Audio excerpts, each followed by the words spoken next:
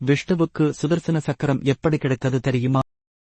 ஒரு நாள் அனைத்து கடவுள்களும் ராட்சசர்களின் தாக்குதலில் இருந்து தங்களை காப்பாற்றும்படி விஷ்ணுவிடம் கெஞ்சுகிறார்கள். அசுரர்களை எதிர்த்து போராட தனக்கு போதுமான சக்தி இல்லை என்றும் சிவனின் உதவியை நாட வேண்டும் என்றும் விஷ்ணு கூறுகிறார். அவர் கைலாயத்தை அடைந்ததும் சிவபெருமான் ஆழ்ந்த மயக்கத்தில் இருப்பதைக் காண்கிறார். அவரை தொந்தரவு செய்ய விரும்பாமல் விஷ்ணு தனது மயக்கத்திலிருந்து மீள்வதற்குள் சிவனுக்காக பிரார்த்தனை செய்ய முடிவு செய்கிறார். விஷ்ணு ஒவ்வொரு மந்திரத்திற்கும் எதிராக ஒரு தாமரை மலரை வழங்கி ஒவ்வொரு நாளும் 1000 முறை சிவனின் பெயரை உச்சரிப்பார். இது பல ஆண்டுகளாக தொடர்கிறது.